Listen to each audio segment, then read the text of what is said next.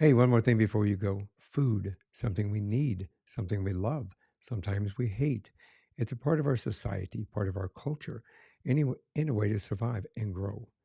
How would you like to take a conscious, structured, holistic approach to eating so that you can have more control over when you start and when you stop eating? Is there a more comprehensive solution to eating healthy while still enjoying what we eat? Stay tuned. We're going to learn the secrets to nurturing a profound connection with your mind, your happiness, and learning to eat in a healthy way. I'm your host, Michael Herst. Welcome to One More Thing Before You Go.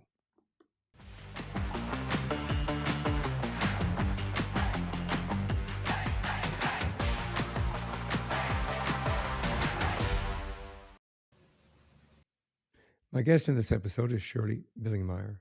She's a body image specialist, eating consultant, best-selling author, sought-after dynamic speaker for more than 50 years.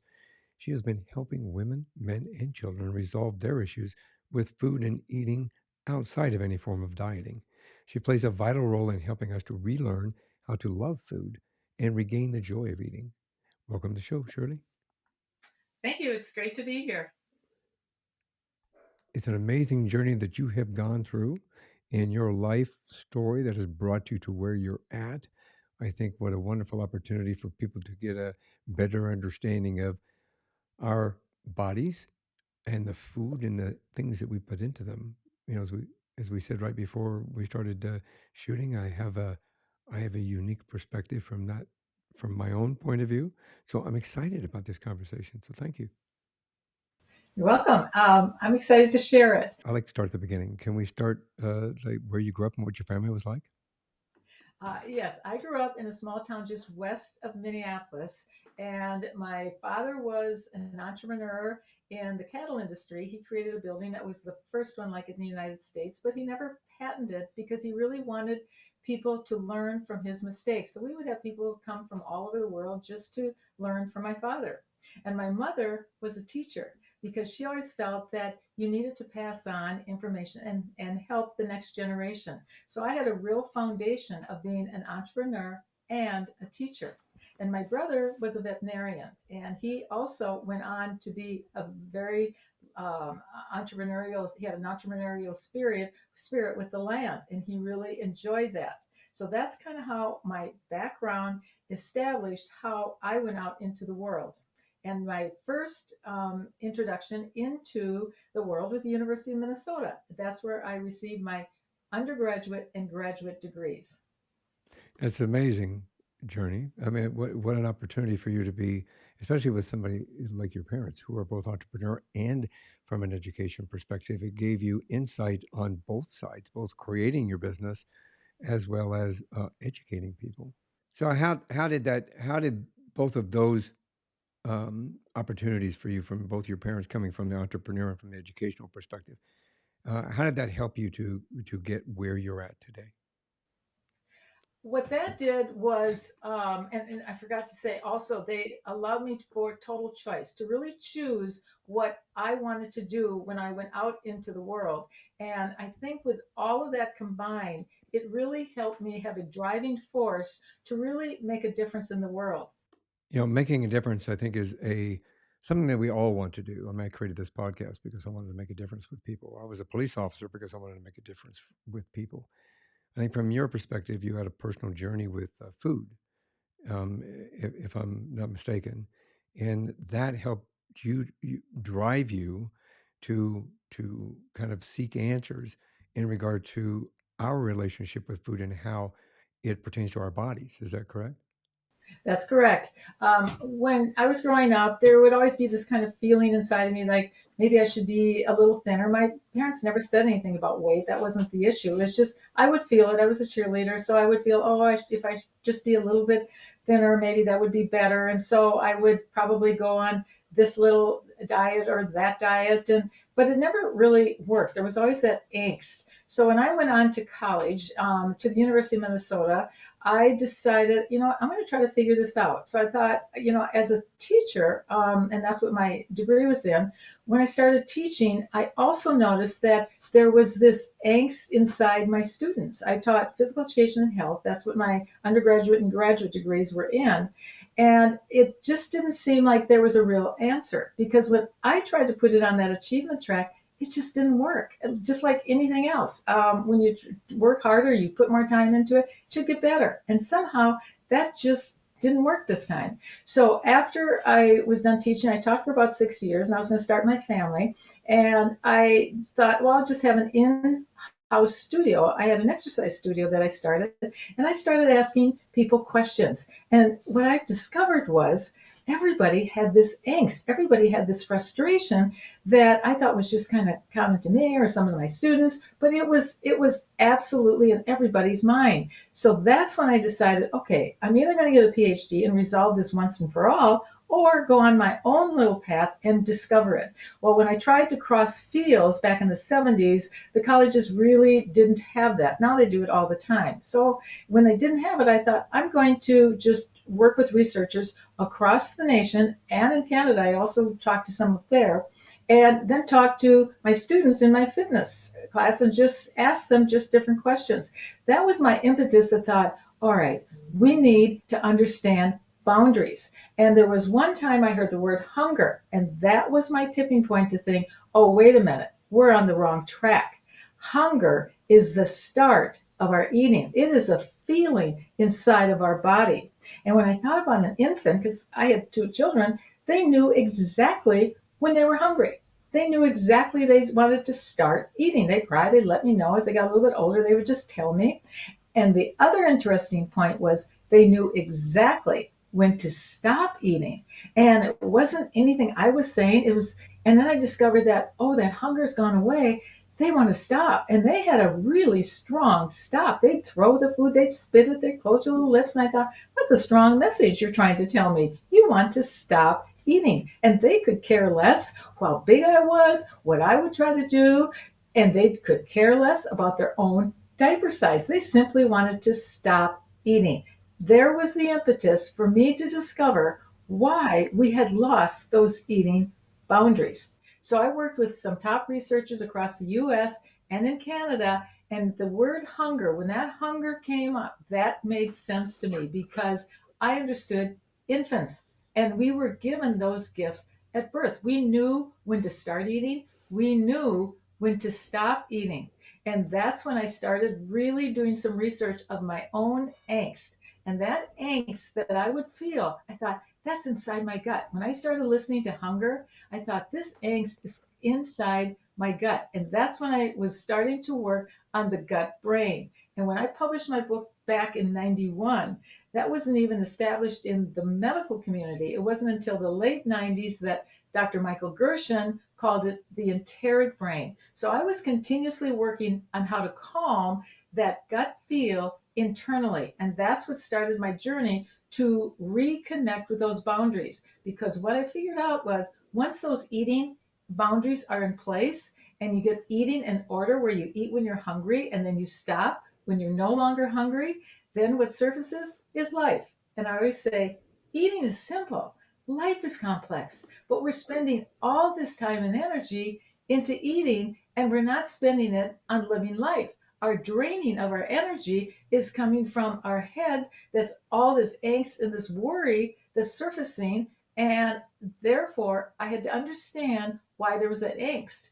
If we connected to hunger, but we also needed to choose exactly what we wanted to eat that felt good without judgment. Then I was on a mission and I started really doing my own research. And then I started working with individuals and I created a scale, a hunger scale, because I thought we need to reconnect with hunger. That gets us in our gut, that gets us in our body. And then when you land in that gut, oh, there's all kinds of other feelings in there. It just isn't all about hunger. There's all kinds of other things that we need to understand.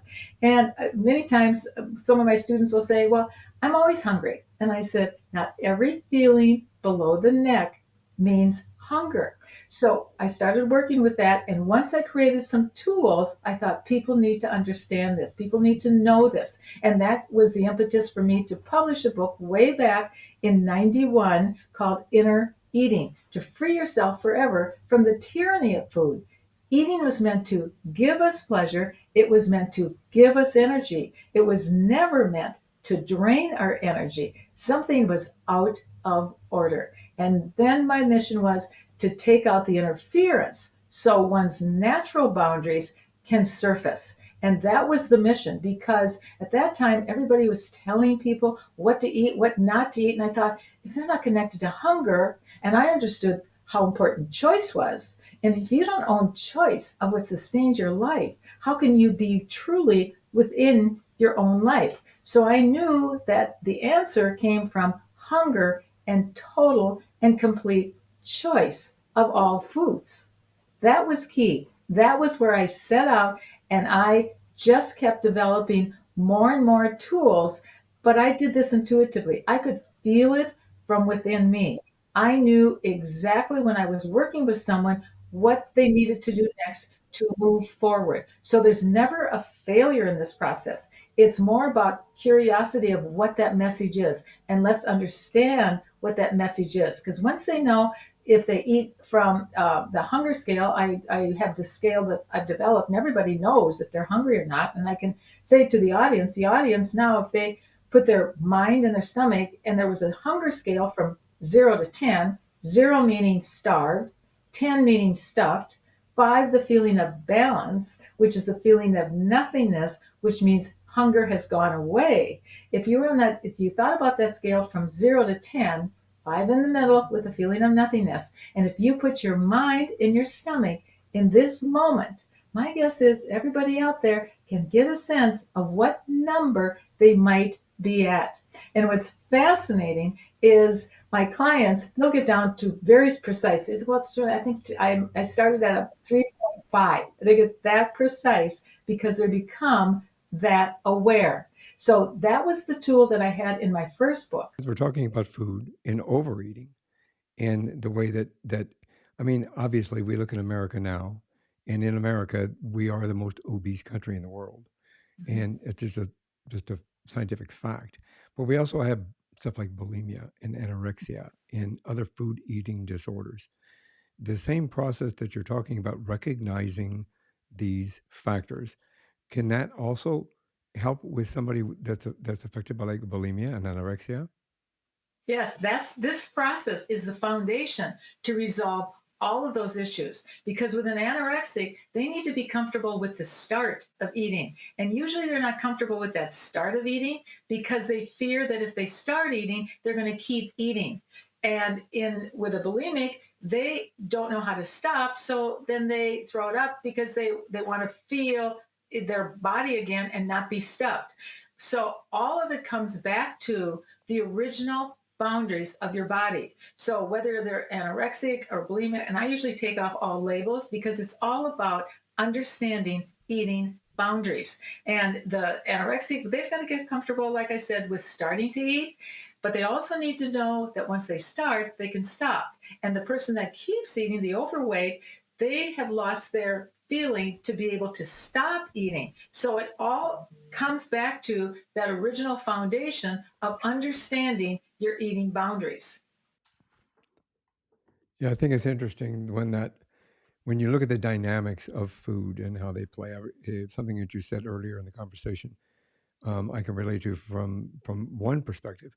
You know, I started to investigate way back when I first got I have severe rheumatoid arthritis, like polyarthritis, and it is migratory. So it's not, I mean, it happens anywhere and everywhere. I can wake up one morning and it's in my left hand. I can wake up the next morning, it's in my right hand.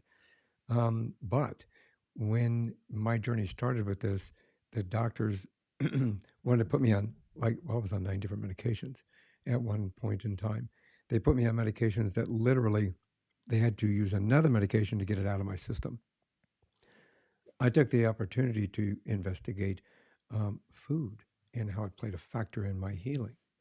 And when I started exploring that, researching that, I came back to my doctor and said, "Hey, I know that they've got this new stuff here that they're talking about. This is like 25 years ago, 27 years ago, giving away my age. The well, kind of my age, right? it it was interesting because I'd come back and say, okay, well, they say if I don't eat these foods, then the inflammation will subside. If I eat these foods, my inflammation will increase. And he said, there's no scientific evidence for that. Just keep eating whatever you're going to eat. But when I started experimenting myself, I found that if I ate the right foods, it cleaned up my gut. When it cleaned up my gut, my inflammation came down and my pain levels came down and I felt better and I wasn't lethargic and I wasn't tired. And my relationship with food changed at that time. But the doctor, and I'm not mentioning any names, but the doctors at that time refused to believe that and said, no, you just need to stay on this medication, Mm. which I You find, know, what's key is you figured out what foods felt right for you. yeah, That's nutrition at the deepest level. In addition to foods, I also work on beliefs in the gut because I had a client who thought she was lactose intolerant. And as we worked on beliefs in the gut, and I work with value based beliefs and non value based beliefs, and I work on that. And as we started going through those beliefs and we started removing that, all of a sudden she'd eat a little bit of the ice cream and she felt fine. And she was amazed. So sometimes it's not the food that's causing the problem, but the non value based belief. And you never know. You figured out that certain foods felt great to you. That was right, key because whoever owns the choice owns the power.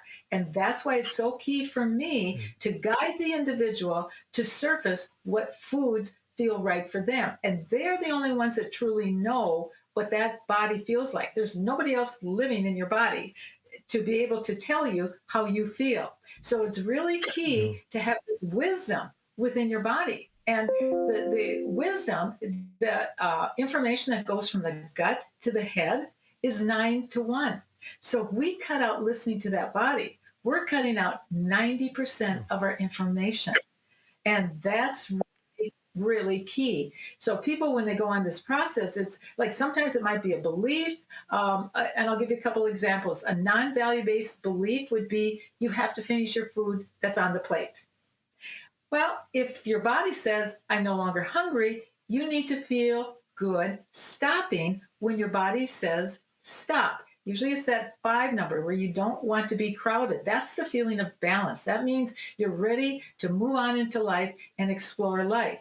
So it's really key to discover what value based beliefs, non value based beliefs are being housed in your gut. Sometimes it has to do with food. Sometimes it's, well, I need to eat this to be healthy. Where did that come from? Did it come from you or did it come from somebody telling you? Did it come from you feeling it, which is nutrition at the deepest level?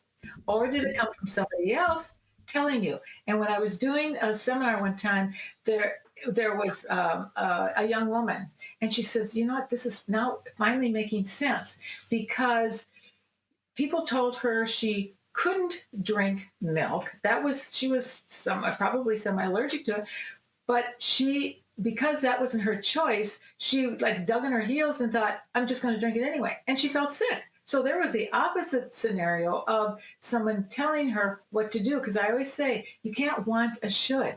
And you need to have total and complete choice so that you can truly feel what that body feels like to you. If there's judgment coming from your own head or from anybody else, you can't truly feel.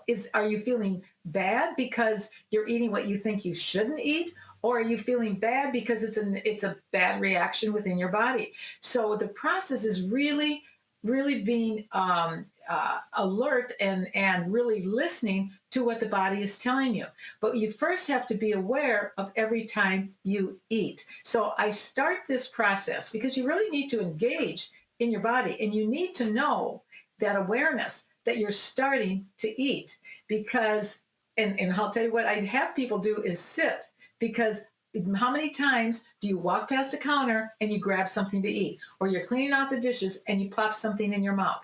So all of those times you need to be able to sit before you eat. And people say, but I don't have time to just sit and eat. And I said, if you could take all the time and energy that you spent worrying about it, but that you spent wishing you hadn't eaten so much, or wondering why that number on that scale is becoming the absolute judge and jury of your day, you take all that energy and you put it on a shelf and you leave it there, would you have more time to sit and really enjoy your food. So that's one of the first things that I have people do so that they really are aware that they're starting to eat. See, I think that in itself, people do. We've been taught, I think, from kids. Well, when I was a kid, it was the same thing. You eat everything on your plate, and you clean the plate before you leave. So that's when, as a kid, you start hiding the vegetables in the plant next to the, or giving them to the dog, right? But you you pick up habits you learn from your parents, you learn from your grandparents. And I know I and with the understanding that, my grandparents they grew up in the depression era. So obviously waste not want not, right? It was a necessity to make sure that whatever you ate you didn't just throw away because it was valuable during that time period. But times change too. I love that the fact that you bring up choice. We all have a choice in life. You can make a choice to do something. You can make a choice not to do something. The giving them the power and the understanding and the permission, okay, allowing them to give themselves permission to make that choice is a valuable tool, because I think when you give somebody the opportunity to say, "Hey, you have a choice. You can say yes. You can say no. Yeah. You can do this or you can't do that. You don't want to do this."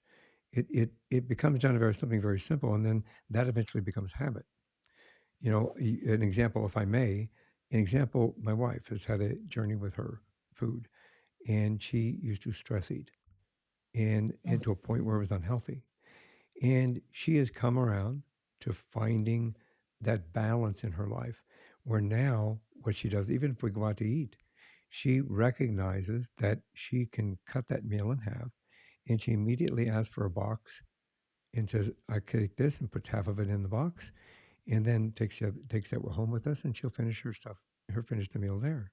And she does this at home. We'll make a meal, she'll cut it in half, and that's her choice. She made that choice, but she recognized that it's benefiting her to not stuff herself. And she gave me permission to say that. Because she did. She used to overeat. She would just, and she thought about it, and she grew up from an environment where her dad, forgive me, David, he's up there. He would lay the wooden spoon on the table and say, "Finish your meal." And I think, Wow. unfortunately, that creates an environment in people's minds that they don't have a choice, in that, food is then. Let me ask this a better question, if I may, to help us understand that relationship. I've never had a food addiction, quote unquote.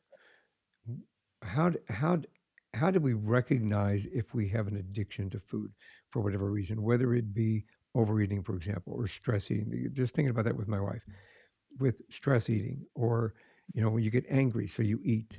You get depressed, so you eat.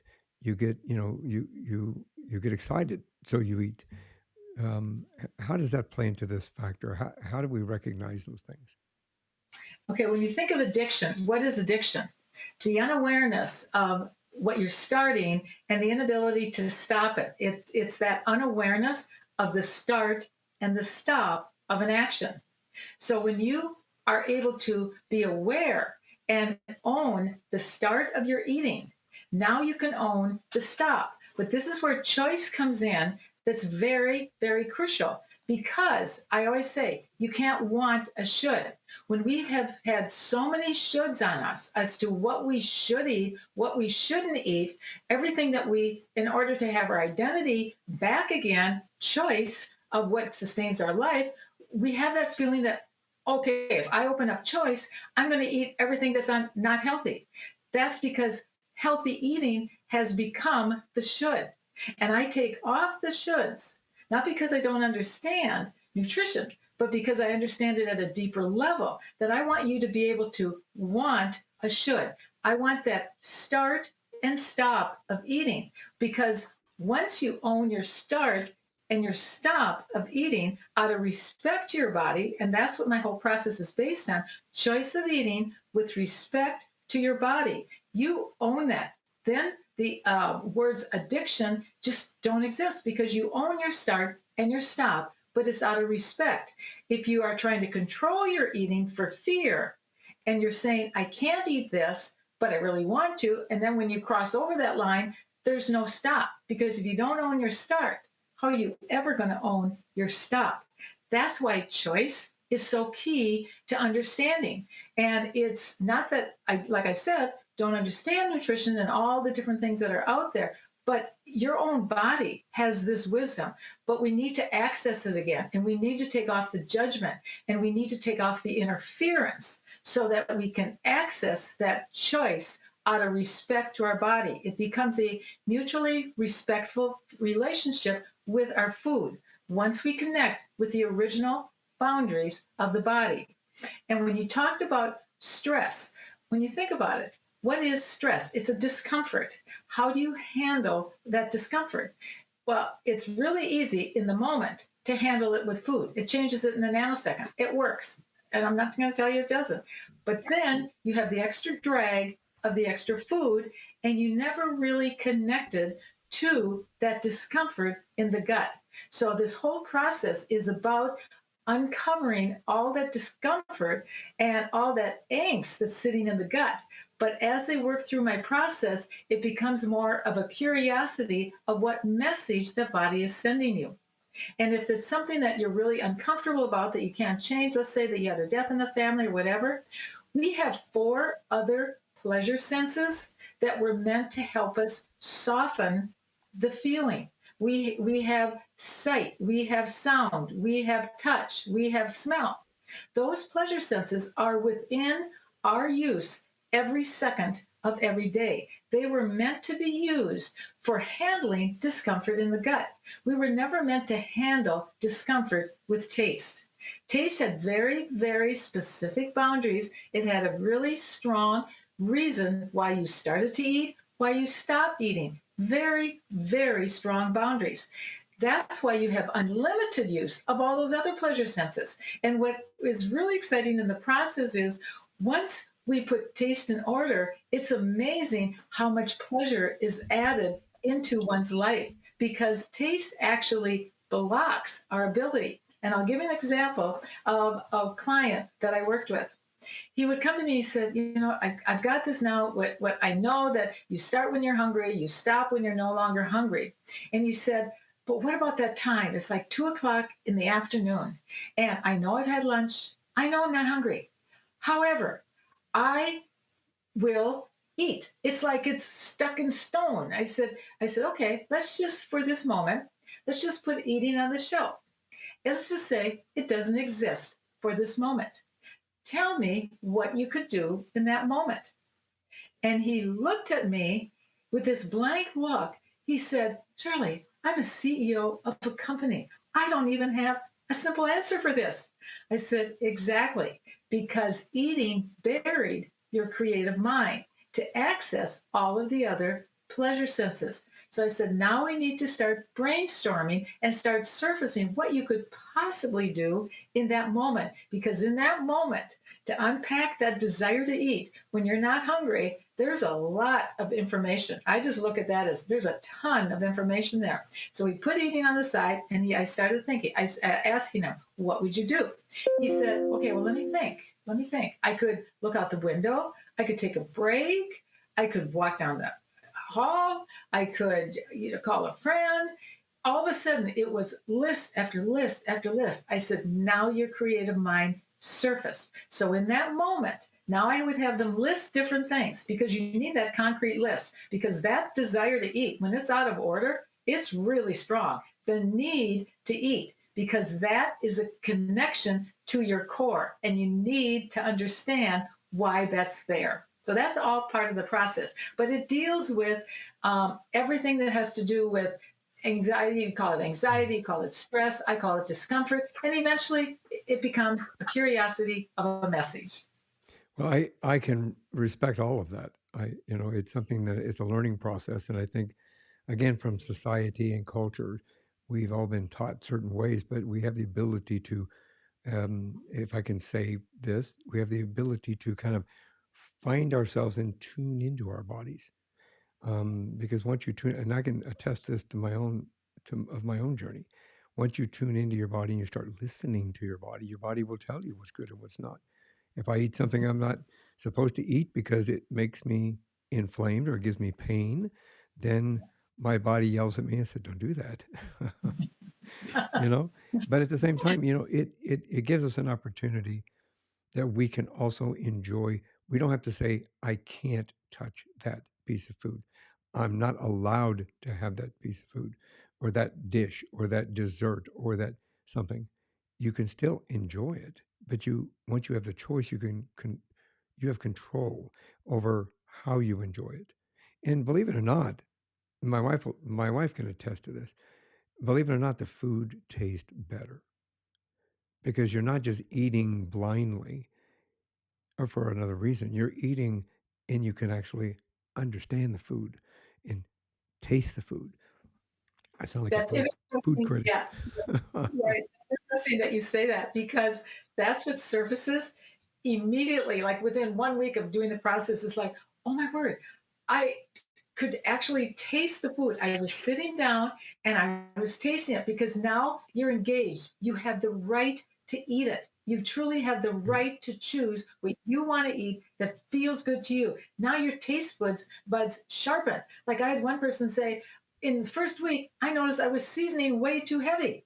Was yeah, and another person said, "Oh my word, I'd never tasted my food before."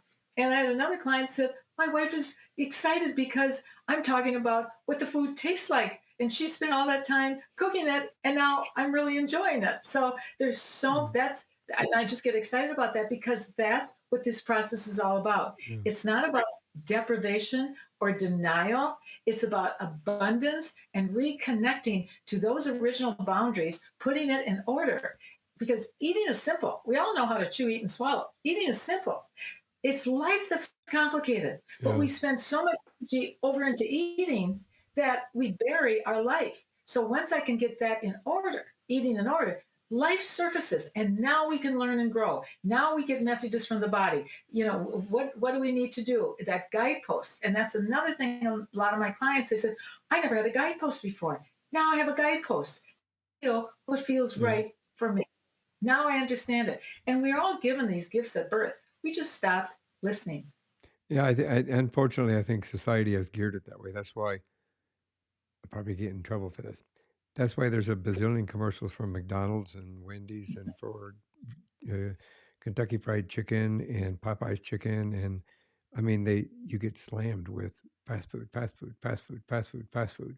How quick and easy it is for us to eat now. You I, just that. yeah, I'm sorry because what I want to say in that is it's the fast that's the issue. Like, Yeah, and I know that ate just at McDonald's.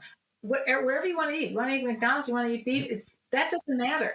It's eating it quickly and yeah, eating when you're not hungry and not stopping when you're no longer hungry. I don't say anything. I mean, I have no judgment on the food. I love McDonald's fries sometimes. I enjoy that. I hmm, enjoy different things. There's just all I love all food. I really enjoy the food, but I just eat when I'm hungry, what feels good to me, and I stop when I'm no longer hungry. And then you feel life, then life surfaces. makes a So difference.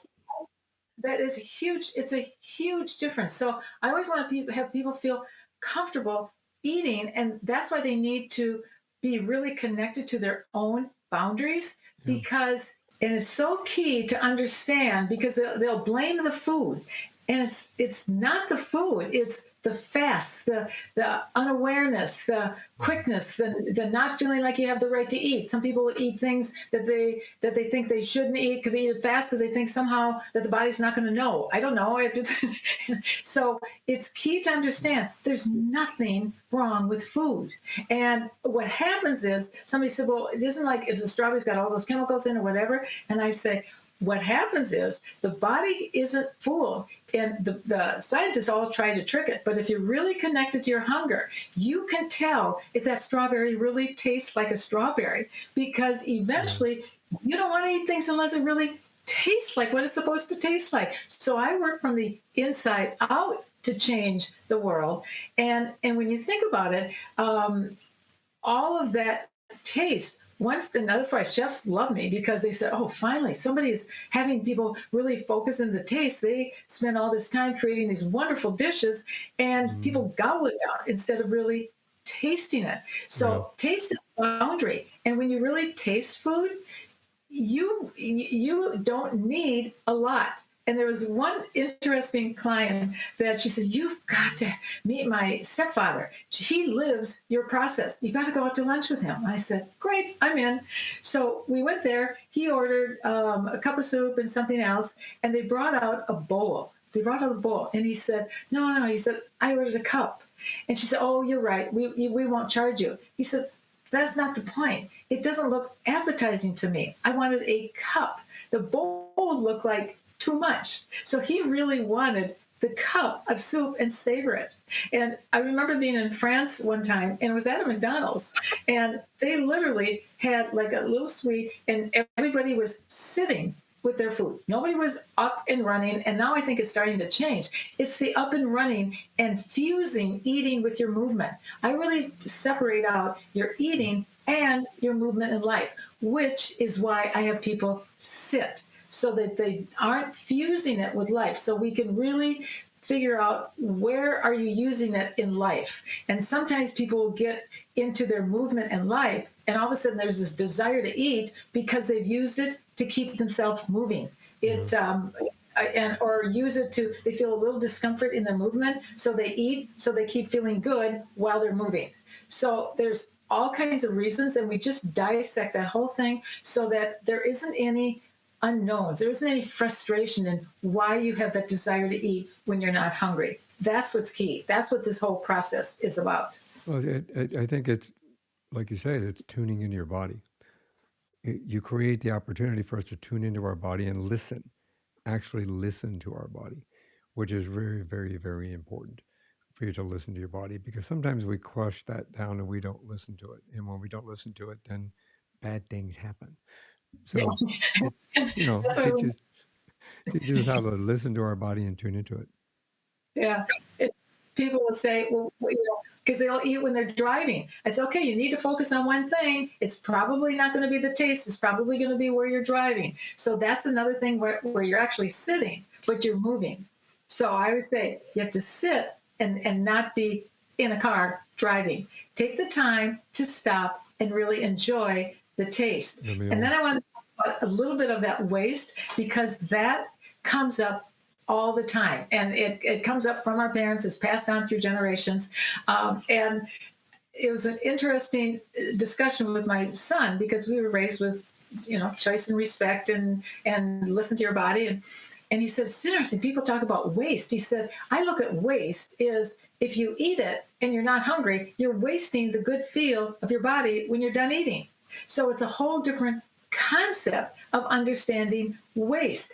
And it's Interesting. also, when you figure out that you have that belief, then we work on doing action steps that start ending up with less food. Like what your wife discovered, she thought, okay, I'm going to try just eating a half. Is that okay with me? But I'd really like to connect her also with hunger, so that it isn't a rule out there. It's more based on how she feels.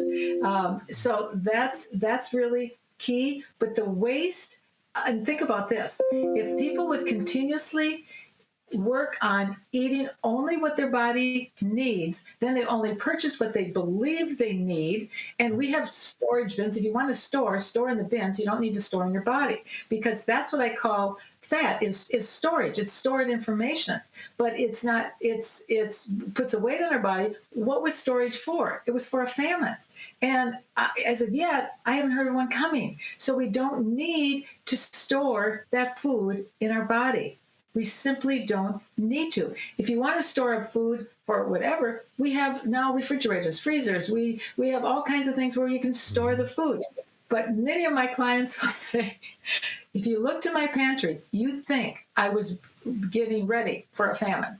They all of a sudden they start cleaning out extra food and ordering less, and they're saving money. I mean, many of my clients save money because they don't buy as much, or they split in the meal. Or so when you talk about putting that food in your body, that's more of a waste than not eating it. And then you start figuring out, oh, I didn't need to order as much. Many of my clients say, oh, I guess I'm not the garbage disposal. I don't need to just put it in my stomach. I can put it in the garbage disposal if I'm going to throw it away or save it in a container. So there's always through the different beliefs. But I need to change that belief first and turn that around. I do a lot of turnarounds in my work that says, where we got to turn around that non-value based belief of I need to finish everything on my plate. So that's a non-value because it's out of respect to your body, because you don't know what your body's going to feel like. You don't know how much food you need.